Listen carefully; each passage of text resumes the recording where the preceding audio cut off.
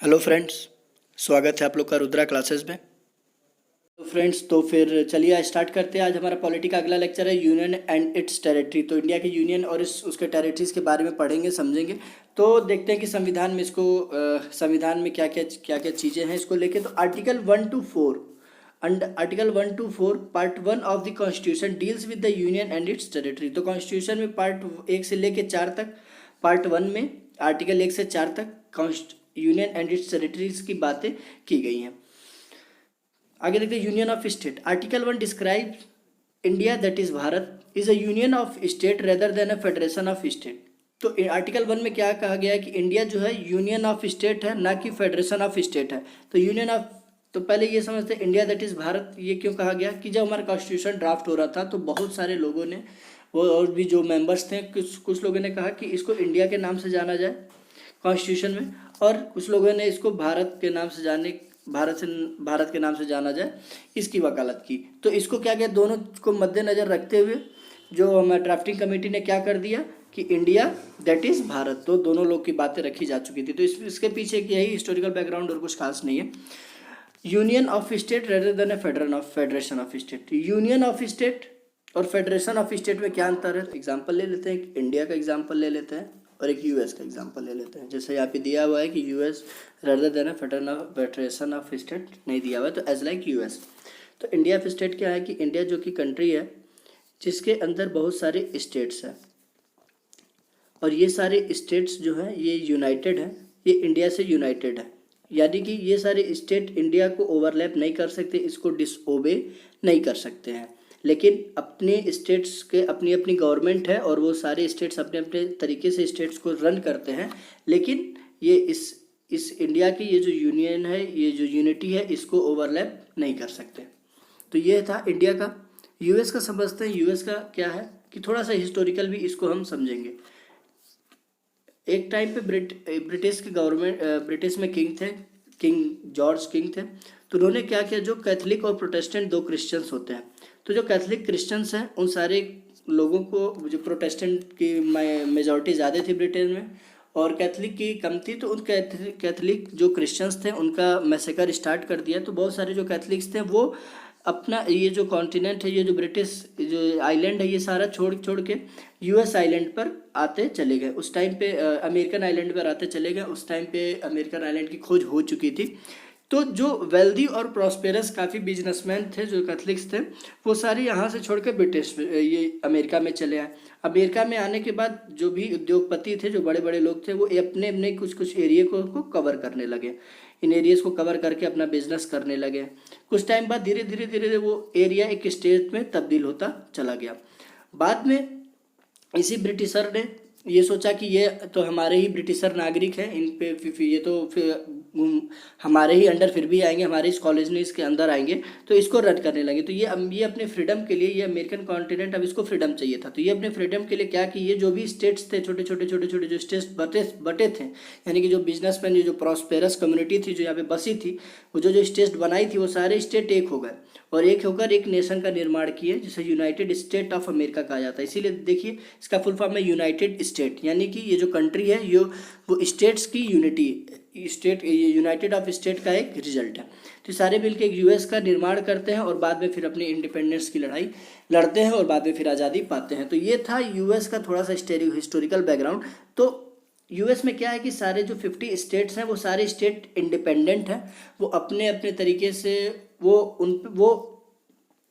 जो यूएस है जो वो किसी नियम के तहत बधे हुए नहीं हैं, वो उसके नियमों को ओवरलैप भी कर सकते हैं। वो अपने मेजर्स अपने स्टेट को एकदम इंडिपेंडेंटली और सोवरेन तरीके से रन कर सकते हैं।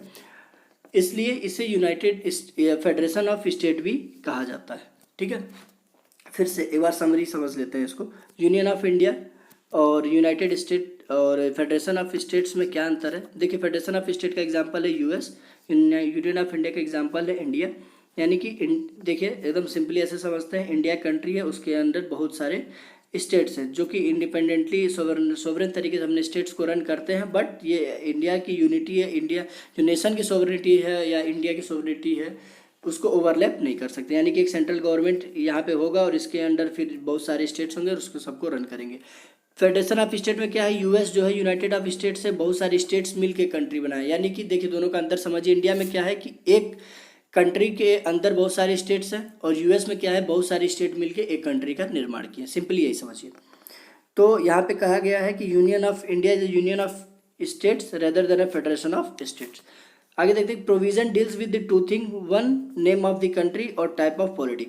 तो प्रोविजंस, ये जो आर्टिकल 1 जो प्रोविजन में, जिसमें देखिए आर्टिकल 1 में क्या क्या कहा गया है कि इंडिया जो कि भारत है यूनियन ऑफ स्टेट है rather than federation of state है, और इसमें दो बातें कही, और इसमें दो चीज़ें क्या कि कंट्री का नाम दिया गया है और उसके पॉलिटी यानी कि उसके कॉन्स्टिट्यूशनली स्ट्रक्चर्स के बारे में बताया गया है।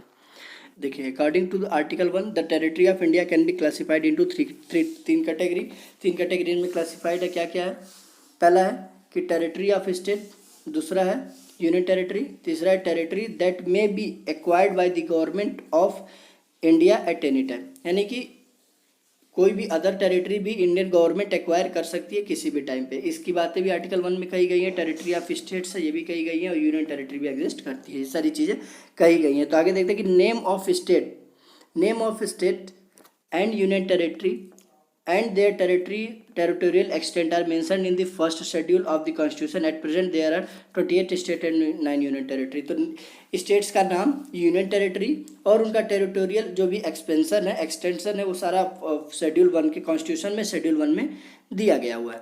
आगे देखते हैं कि fifth and sixth schedule contain separate provision with respect to the administration of schedule area and tribal area within the state. तो स्टेट्स के अंदर जो शेड्यूल एरिया, ट्राइबल एरिया है उसको स्पेसिफिकली और उसको जो है एक सेपरेट प्रोविजन के तहत उसको डील किया जाएगा, उसको गवर्न किया जाएगा। ये कौन से आर्टिकल में बताता है, आर्टिकल कौन से शेड्यूल में बताता है, 5th एंड 6th शेड्यूल में बात कही गई। तो फिर से समझते हैं कि 5th एंड 6th शेड्यूल में क्या बातें कही गई है कि जो SC STs जो ट्राइबल्स एरिया है उसको डिफरेंटली और स्पेशली मेजर्स के तहत गवर्न किया जाएगा, यही बातें कही गई हैं। आगे देखते हैं कि the state are member of the federal system, state are the member of the federal system and share a distribution of power with this centre. ठीक है, जैसे इंडिया है एक सेंटर है, उसके अंदर सेंटर और उसके अंदर बहुत सारे स्टेट्स हैं, सारे स्टेट्स को अपना अपना पावर दिया गया है।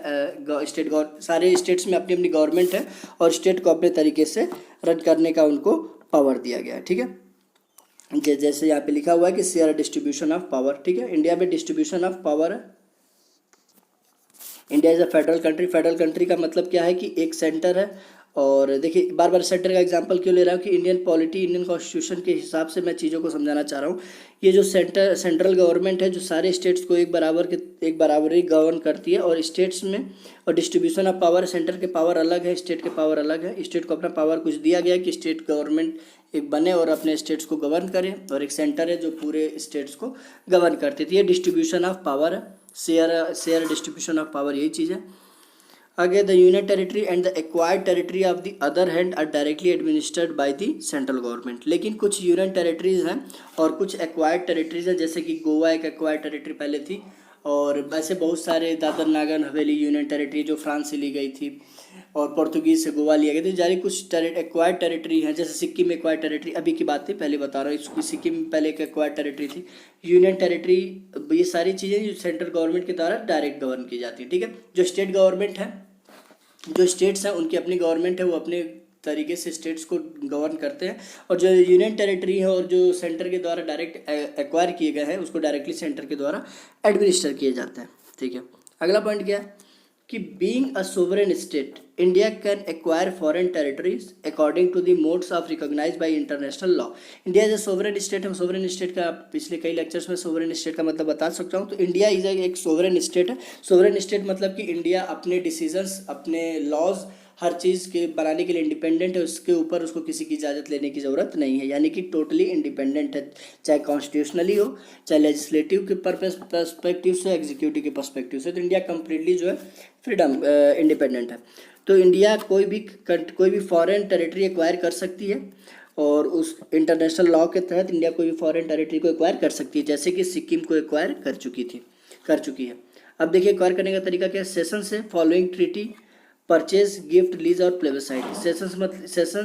सेशन मतलब या तो कॉन्क्वेस्ट करके जीत ले, या फिर उनको लीज पे ले ले, या गिफ्ट में उसको कोई टेरिटरी मिल जाए। ऑक्यूपेशन, कॉन्क्वेस्ट और subjugation, for example Dadar and Nagar Haveli, Goa, Daman and Diu, Puducherry and Sikkim since the commencement of the constitution.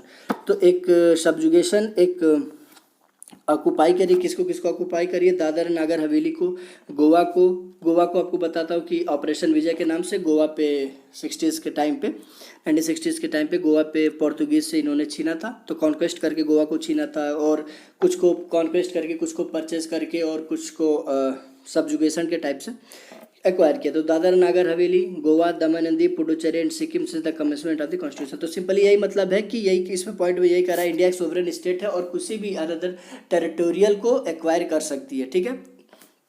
और एक्वायर करने का तरीका सेशन भी हो सकता है, ऑक्यूपेशन भी हो सकता है, कॉन्क्वेस्ट हो सकता है, ठीक है। ये सारी चीज़ें आगे देखते हैं। ये आर्टिकल 1 में सारी चीज़ें थी। आर्टिकल 2 क्या है?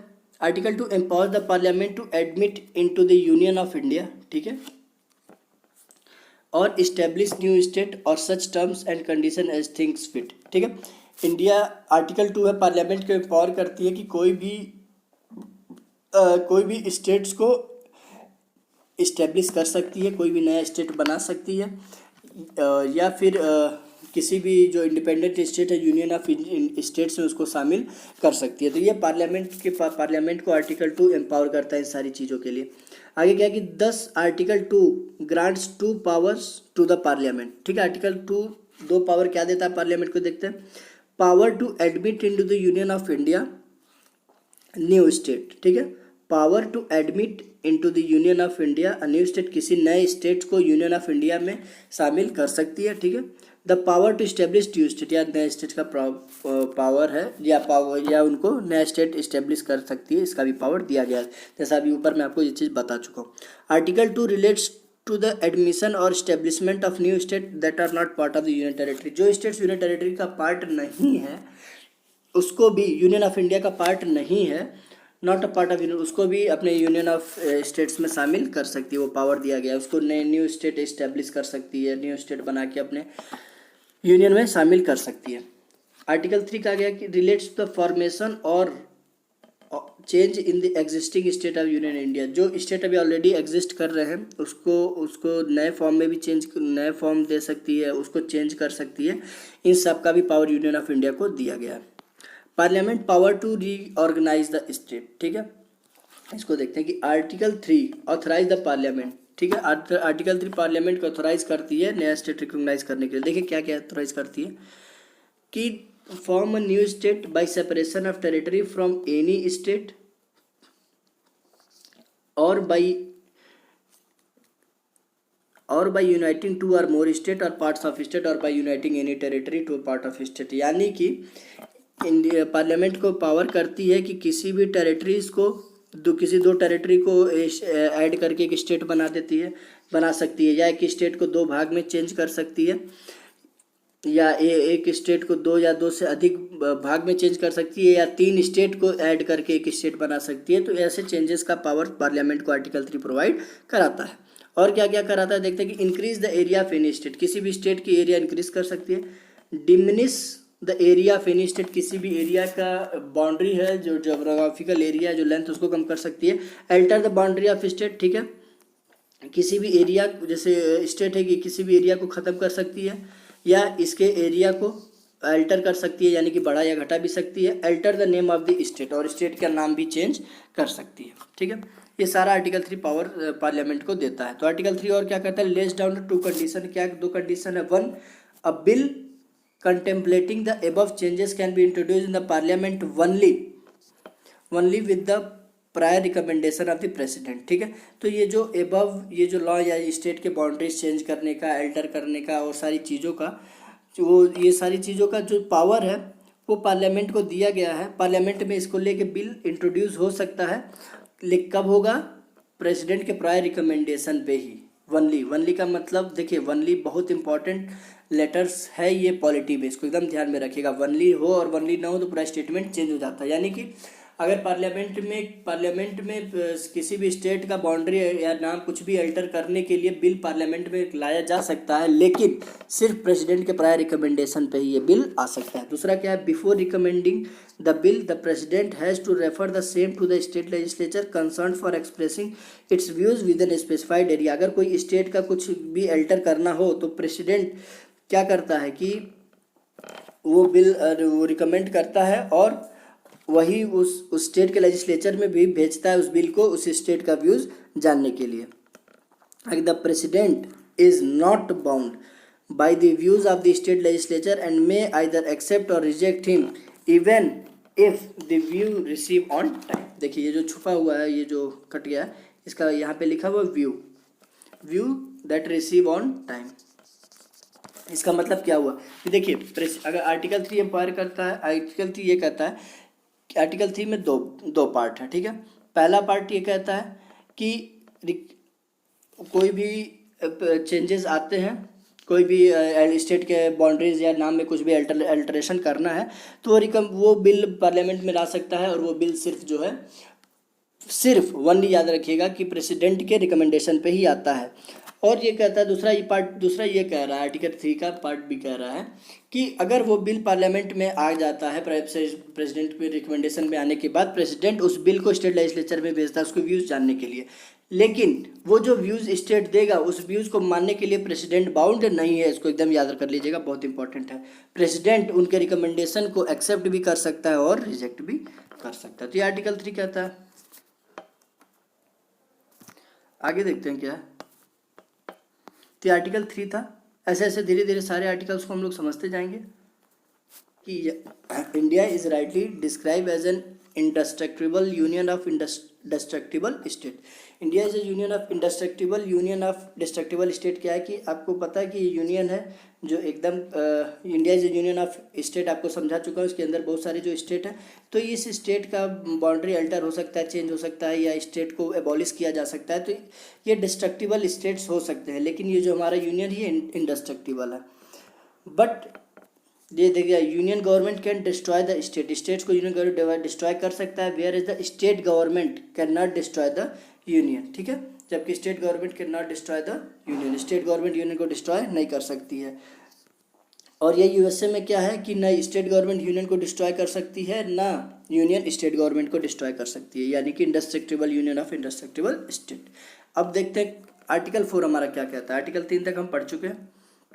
आर्टिकल 4 क्या कहता है हमारा कि itself declares that the laws made for admission or establishment of new state under article 2 and formation of new state and alteration of area boundary or name of existing state are not to be considered as amendment of the constitution under article 368। देखिए under article 368 क्या जो south Africa से लिया गया है, इसमें जो amendments होते हैं दो तरीके के होते हैं,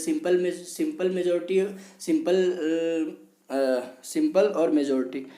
सिंपल मेजोरिटी होती है, एब्सोल्यूट मेजोरिटी होती है, और 4 प्रकार की मेजोरिटीज होती है। तो ये जो मेजोरिटी जो आर्टिकल 368 में जो अमेंडमेंट का प्रोसीजर दिया गया है, उसमें 4 प्रोसीजर्स दिए गए, 4 तरीके से चीज़ों को अमेंड कर सकते हैं। लेकिन जो भी अमेंडमेंट्स होता है वो, और अगर कोई भी अमेंडमेंट सिंपल मेजोरिटी से किया जाता है, ठीक है, तो सिंपल मेजोरिटी से अगर वो किया जा रहा है तो वो आर्टिकल 368 के स्कोप में नहीं आता है, ठीक है। तो उसको अंडर आर्टिकल 368 के अंडर नहीं माना जाता है। तो आर्टिकल 4 में यही कहा गया है कि अगर हम कोई भी स्टेट का इस्टेब्लिशमेंट करते हैं आर्टिकल 2 के तहत, या किसी भी स्टेट के बाउंड्रीज़ का अल्टरेशन या नाम का अल्टरेशन या कुछ भी करते हैं जो कि आर्टिकल 3 में कहा गया है, तो ये सारे जो भी अमेंडमेंट्स करके किए जाते हैं वो आर्टिकल 368 के तहत नहीं आते हैं। आर्टिकल 368 के तहत नहीं आते हैं कि इसका क्या मतलब है, वो सारे सिंपल मेजोरिटी से प्रोसेस किए जाते हैं, ठीक है। बस इसका यही मतलब था। यानी कि आर्टिकल 4 ये कह रहा है कि आर्टिकल 2 के तहत कोई भी नया स्टेट का इस्टेब्लिशमेंट होता है, या आर्टिकल 3 के तहत कोई भी नया स्टेट का बाउंड्री का अल्टरेशन या नाम का अल्टरेशन या कुछ भी ऐसी चीज़ें होती हैं, तो ये सारी चीज़ों का जो अमेंडमेंट होता है वो 368 के स्कोप में नहीं आता। इट मीन्स दैट कि वो सिंपल मेजोरिटी से पास हो जाती है, जो भी बिल आता है, जो भी अमेंडमेंट आता है वो सिंपल मेजोरिटी से होती है।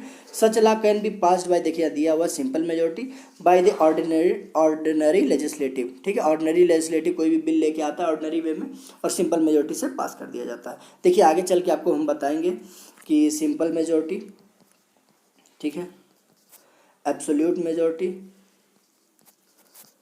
और भी दो टाइप की और मेजोरिटी होती है। सारी मेजोरिटीज़ क्या क्या होती हैं, कैसे होती हैं, इसको आगे हम चल के विस्तृत जानकारी इसके बारे में एक पूरा 10 मिनट का एक पूरा वीडियोस पढ़ेंगे पूरे मेजोरिटीज़ के बारे में।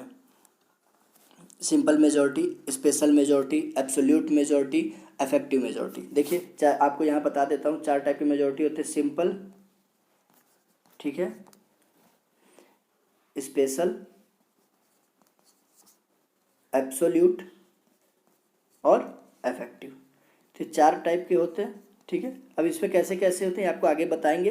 तो जो सिंपल मेजोरिटी, अब बस यहाँ पे आप ये समझिए, जो भी सिंपल मेजोरिटी से कोई भी अमेंडमेंट्स होते हैं तो वो अमेंडमेंट आर्टिकल 368 के स्कोप में नहीं आते हैं, ठीक है। Supreme court held, supreme court क्या कहता है, power of a parliament to diminish the area of state under article 3 does not cover cession of Indian territory to a foreign country. यानी कि आर्टिकल 3 के तहत हम कोई भी स्टेट को डिमिनिश कर सकते हैं, ये पावर हमें आर्टिकल 3 में दिया गया है, लेकिन किसी भी स्टेट को हम किसी भी इंडियन टेरिटरी को फॉरेन कंट्री को हैंड ओवर नहीं कर सकते। हैंस यानी कि आर्टिकल 3 में आप चाहिए तो आप खत्म कर दीजिए, स्टेट को डिमिनिश कर दीजिए, लेकिन इसका मतलब ये नहीं है कि आप उस स्टेट को फॉरेन कंट्री को सौंप देंगे। तो hence Indian territory can cede to a foreign state only, देखिए वनली याद रखिएगा, by amending the constitution under article 368। यानी कि अगर आप किसी को देना है या हैंड ओवर करना है तो आर्टिकल 368 के तहत अमेंडमेंट करना होगा। आर्टिकल 368 के अमेंडमेंट करने का मतलब है सिंपल मेजोरिटी तो नहीं होगी, तो स्पेशल मेजोरिटी से आप उसको पास करके हैंड ओवर कर सकते हैं। 9th constitutional amendment act 1960 was enacted to transfer the said territory to Pakistan. तो हमारे बांग्लादेश में कुछ डिस्प्यूट था, आपको 1971 में जो भी वार हुए थे और जो 1947 में जो भी बंटवारा हुआ था, जो हिस्सा हम पाकिस्तान को दिए थे, तो उसके लिए हम 9th constitutional amendment act 1960s में हुआ था और जिससे हम वो टेरिटरी ट्रांसफ़र किए थे, ठीक है। 1960s के टाइम पे ये चीज़ हो चुकी थी। लेकिन देखिए आपको फिर से इसको समझ लीजिए कि आर्टिकल 3 में हम बाउंड्रीज़ को हम किसी स्टेट को डिमिनिश कर सकते हैं, लेकिन उसको फॉरेन कंट्री को नहीं हैंड ओवर कर सकते हैं। अगर फॉरेन कंट्री को हैंड ओवर करना होगा तो हमको जो है आर्टिकल 368 के स्कोप के तहत अमेंडमेंट करना होगा, यानी कि स्पेशल मेजोरिटी से उसको पास करके ही कर सकते हैं। Supreme court in 1969 rule that, क्या रूल किया, settlement of a boundary dispute between India and another country does not require a constitutional amendment, ठीक है। आपको बता चुका हूँ कि दो boundary dispute between India and other, India के बाउंड्री और अदर कंट्री के बाउंड्री के बीच का जो डिस्प्यूट है वो उसको सुलझाने के लिए कॉन्स्टिट्यूशनल अमेंडमेंट की ज़रूरत नहीं है, वो सिर्फ एग्जीक्यूटिव एक्शन से भी इंडियन गवर्नमेंट कर सकती है। जैसे कि हमारा पीओके है या कश्मीर में हमारा जो इश्यूज चल रहे हैं या पीओके है हमारा, तो उसको हमको पीओके को लेने के लिए हमें यहाँ पे कॉन्स्टिट्यूशन में स्पेशल मेजोरिटी या 368 के तहत में अमेंडमेंट करने की ज़रूरत नहीं है। गवर्नमेंट सिर्फ अपने एग्जीक्यूटिव एक्शन से भी उसको एक्वायर कर सकती है। कि ये को कमेटियाँ कौन कौन सी बनी थी, क्या इश्यूज थे, तो हमारा है कि सबमिटेड, देखिए सबमिटेड इट्स रिपोर्ट, जो कमेटी बनी थी हमारी धार कमीशन और जेवीवीपी जो कमेटीज थी, देखते हैं उन्होंने क्या किया कि submitted its report in December 1948 and recommended the reorganisation of state on the basis of administrative convenience. On the basis क्या था, on the administration convenience rather than linguistic factor. तो ये जो हमारी कमीशन थी वो बनी स्टेट का डिवीज़न करना चाहिए, क्योंकि अभी बाउंड्रीज काफ़ी बड़े बड़े हैं, पूरे उसको एडमिनिस्टर करने के लिए, एडमिनिस्ट्रेशन उसका चलाने के लिए प्रॉब्लम्स आ रही है, तो एडमिनिस्ट्रेटिव बेसिस पे नहीं रन कर पाने के बेसिस पे उस स्टेट का डिवीज़न किया जाए, ना कि उसके भाषा के आधार पे। लिंग्विस्टिक मतलब उसके भाषा के आधार पे, उसके भाषा के आधार पे ना कि किया जाए। It consisted of Jawaharlal Nehru, Vallabh भाई पटेल एंड पट्टाभी सीतारामैया। देखिए जो जेवीवीपी कमेटी बनी थी, जेवीवीपी कमेटी का फुल फॉर्म क्या था, J for Jawaharlal Nehru, V for Vallabhbhai Patel और पी फॉर क्या था, Pattabhi Sitaramayya. And hence was popularly known as, देखिए इन तीनों को जेवीवीपी कमेटी भी कहा जाता है। It submitted its report in April 1949 and formally rejected language as the basis for reorganisation of state, ठीक है। तो इन लोगों ने ये अपने रिपोर्ट अप्रैल 1949 में गवर्नमेंट को सौंपा और उसमें उन्होंने कहा और जो लैंग्वेज के आधार पे जो स्टेट का डिवीज़न था उसको खारिज कर दिया, उसको रिजेक्ट कर दिया कि इस आधार पे स्टेट का रीऑर्गेनाइजेशन नहीं होना चाहिए। In October 1953 the government of India was forced to create first linguistic state known as Andhra Pradesh. लेकिन 1953 में गवर्नमेंट पे काफ़ी प्रेशर पड़ा और आंध्र प्रदेश को एक लिंग्विस्टिक आधार पे डिवीज़न करना पड़ा, क्योंकि बहुत ज़्यादा वहाँ पे राइट्स भी होना स्टार्ट हो गए थे। और वहाँ पे पंतलूनू करके एक लोग थे, वो काफ़ी फेमस आदमी थे, और 56 दिन भूख हड़ताल के बाद उन्होंने आत्मदाह कर लिया था, क्योंकि वो चाहते थे, वो लिंग्विस्टिक आधार पे स्टेट्स का डिवीज़न चाहते थे, जो फाइनली फोर्सफुली गवर्नमेंट को फिर उसको उनकी चीज़ों को मानना पड़ा और आंध्र प्रदेश का गठन हुआ। तो देखिए इसमें एक फैक्ट ये भी निकल के आता है कि लिंग्विस्टिक आधार पे फर्स्ट स्टेट कौन से स्टेट था जिसका निर्माण हुआ, वो आंध्र प्रदेश था। ठीक है, अगली कमेटी बनती है हमारी फाजल अली कमीशन बनती है। फाजल अली कमीशन क्या कहती है? फाजल क्रिएशन ऑफ आंध्र प्रदेश, ठीक है, creation of Andhra Pradesh state forces the government of India to appoint a 3-member state reorganisation commission under chairmanship of Fazl Ali to reexamine the whole question. तो जब आंध्र प्रदेश लैंग्विस्टिक बेसिस पे बन गया तो और स्टेट्स में भी इस चीज़ का डिमांड उठने लगा कि हमारे स्टेट्स को भी लिंग्विस्टिक बेसिस पे ही डिवाइड किया जाए। तो 3-member कमेटी बनती है और फाजल अली कमीशन बनता है, 3-member कमेटी बनती है जिसके चेयरमैन होते हैं फाजल अली, और इनको क्या बनाया जाता है कि इसको री एग्जामिन करिए। इस फाजल अली कमीशन के 2 मेंबर और कौन थे? KM पनिकर और HN Kunzru. Broadly accepted language as the basis of reorganisation of state, और उन्होंने एक्सेप्ट किया कि स्टेट का डिवीज़न लैंग्विस्टिक बेसिस पे भी होना चाहिए, but it rejected the theory of one language one state. यानी कि फाजल अली कमीशन ने इस चीज़ को एक्सेप्ट किया कि लिंग्विस्टिक बेसिस पे स्टेट का डिवीज़न होना चाहिए, लेकिन वन लैंग्वेज वन स्टेट के थ्योरीज को नेगलेक्ट कर दिया, मतलब कि एक स्टेट में एक ही लैंग्वेज के ही लोग रहे हैं, इस थ्योरी को रिजेक्ट कर दिया। 4 major factor that can be taken into account in any scheme of reorganisation of state, लेकिन कुछ 4 फैक्टर्स दिए गए कि ये किसी भी स्टेट के रीऑर्गेनाइजेशन में होने पे इनको ध्यान रखा जाएगा।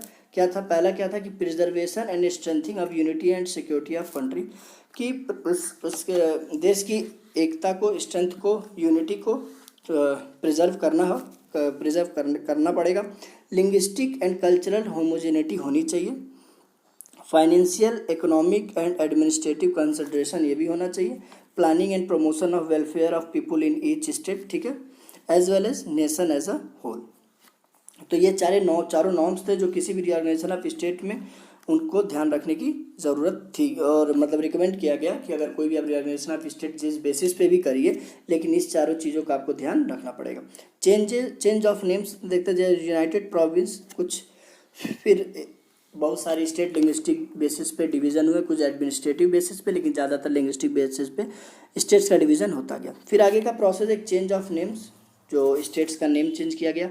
तो सबसे पहले यूनाइटेड प्रोविंस था जिसको सबसे पहले चेंज किया गया, इसका नाम उत्तर प्रदेश रखा गया। ये जान लीजिए 1950s में यूनाइटेड प्रोविंसेस का नाम उत्तर प्रदेश नाम रखा गया, ये बहुत इंपॉर्टेंट है। और दूसरा इंपॉर्टेंट क्या? National capital region, national capital NCT, national capital territory of Delhi, ये जो इसको 69th कॉन्स्टिट्यूशनल अमेंडमेंट एक्ट 1991 में इसको यूनियन टेरिटरी बनाया गया। दिल्ली को यूनियन टेरिटरी कौन सा अमेंडमेंट एक्ट में बनाया गया? 69 कॉन्स्टिट्यूशनल अमेंडमेंट एक्ट 1991 में। तो ये हमारा इंडिया एंड इट्स टेरिटरी का चैप्टर था, ये चैप्टर 5 लक्ष्मीकांत से है। देखिए मेरा पूरा नोट्स और पूरे क्लासेस जो है लक्ष्मीकांत को ही फोकस करके हैं।